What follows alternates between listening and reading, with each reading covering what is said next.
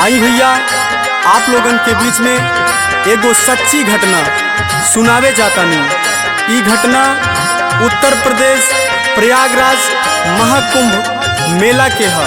गीत के माध्यम से आप लोग सुनी।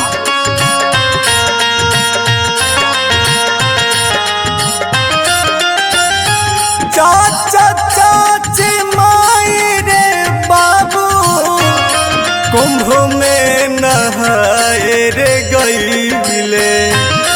चाचा चाची माई रे बाबू कुंभ में नहाए रे गईले। रमा हो अचके में जनवा सबके गाइल हो रमा हो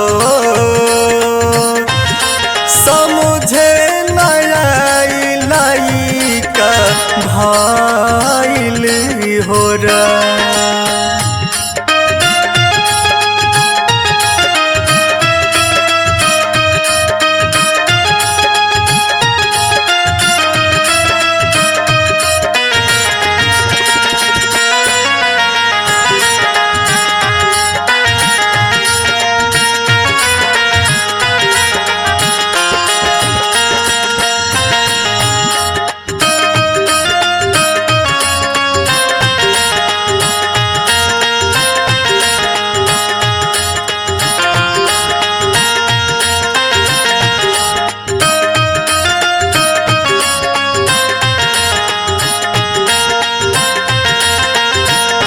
धीरे धीरे चलत रहे भीड़ बहुते बढ़त रहे।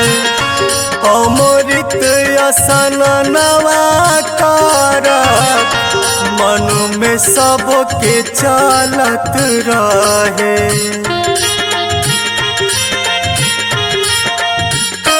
धीरे धीरे चलत रहे भीड़ बहुते बढ़त रहे। अमृत असन नवा कर मन में सबके चलत रहे। संगम के घटवा रहे मौनी अमावस्या के दिनवा। संगम के घटवा रहे मौनी अमावस्या के दिनवा। रमा हो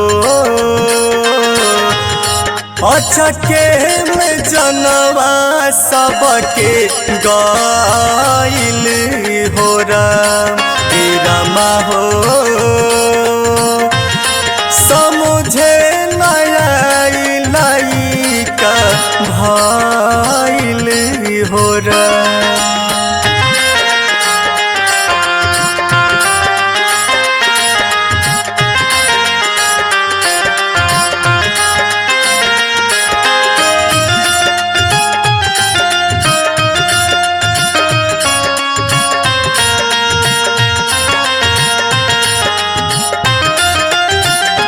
केहू के तमाही छुटली केहू के तबाबू।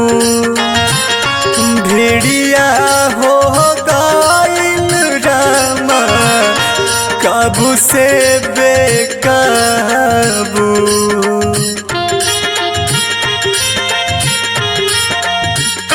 केहू के तमाही छुटली केहू के तबाबू। भेड़िया हो गइल रामा काबू से बेकाबू। गावे परमोद गीतिया दिल के यार मनवा गइल।